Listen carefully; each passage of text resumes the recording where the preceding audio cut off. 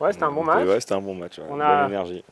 On a malheureusement perdu sur une grosse équipe, Olivier Dacour et Adrien Maigret. On a perdu 6-4 au troisième, on s'est bien marré. Je crois qu'on doit encore un peu s'entraîner pour jouer les qualifs du tournoi, mais en tout cas, ça progresse de jour en jour. Olivier Dacour, Adrien Maigret.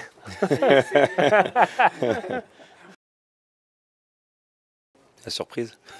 Toulouse.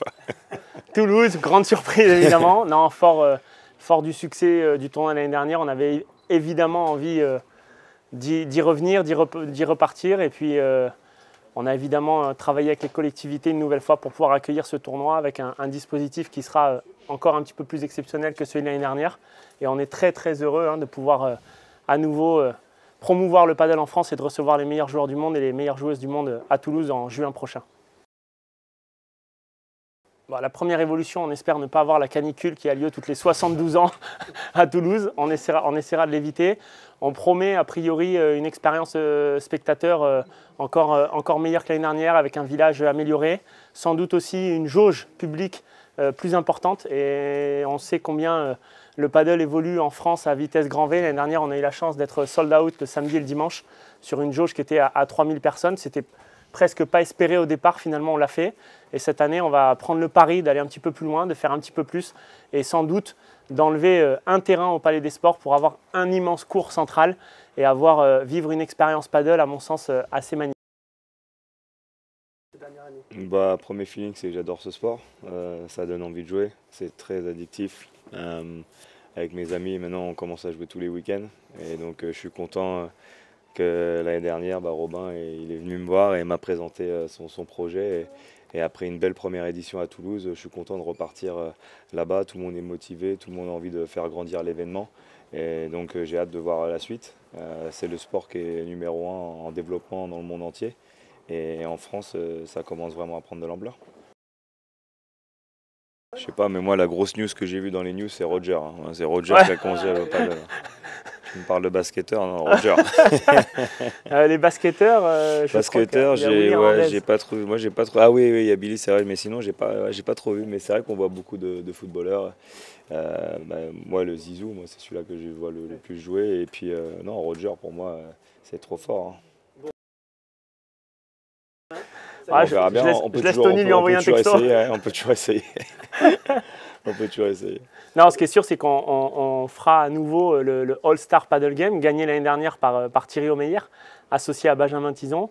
On essaiera cette année d'avoir une nouvelle formule, de faire aussi grandir l'événement de ce côté-là, d'avoir des célébrités et des sportifs de haut niveau un peu de tous horizons qui vont venir participer à la compétition, profiter évidemment du spectacle sur site et des meilleurs joueurs du monde, mais aussi aller bagarrer pour lever le trophée du All-Star Paddle Game. Je crois que cette année, Tony est inscrit et c'est aussi pour ça qu'il s'entraîne à fond et pourquoi pas aller chercher la victoire.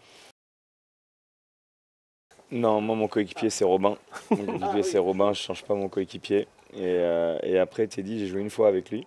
Et puis après, ça va être selon son programme. Son programme il est chargé à Teddy, surtout qu'on sera à un an des JO. Donc je sais pas, franchement on verra bien. La formule du tournoi risque d'un petit peu d'évoluer dans la taille du tableau final, qui sera sans doute un petit peu plus grand et des qualifs un petit peu plus petites que l'année dernière. Il y aura principalement, a priori, 4 tours de qualifs versus les 6 qu'on connaît depuis des années. Des qualifs plus courtes, probablement un tableau un petit peu plus grand et peut-être un tournoi qui commencera le mardi versus le mercredi selon la taille du tableau. On accueillera donc le tournoi sur le site du Palais des Sports à Toulouse.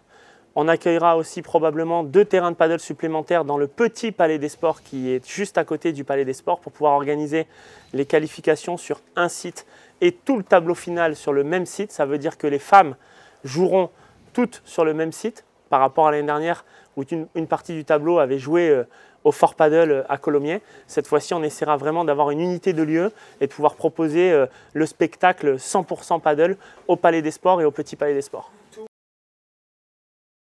Sur le tableau final, oui, il y aura une partie de qualification qui se jouera très probablement au Fort Paddle, mais que 2 tours versus les 6 de l'année dernière. Et on accueillera les derniers matchs de qualif au Petit Palais des Sports et au Palais des Sports. Et on ouvrira évidemment au grand public ces matchs. Ouais, c'est un partenariat fort. Le naming, moi personnellement, je le trouve super sympa. Effectivement, il s'est engagé sur l'événement pendant 2 ans. Il est très content, on est très content de l'avoir à nouveau comme partenaire. Et puis, dans l'ensemble, globalement, tous les partenaires qui étaient là l'année dernière ont envie de revenir eux aussi. C'est quand même très bon signe. Mais évidemment, pour aller faire vivre une expérience encore meilleure que celle de l'année dernière, on va continuer à aller travailler d'autres partenaires avec sans doute des belles petites surprises à venir. Le tournoi sera diffusé évidemment en exclusivité sur Canal+, qui est un partenaire fort pour nous.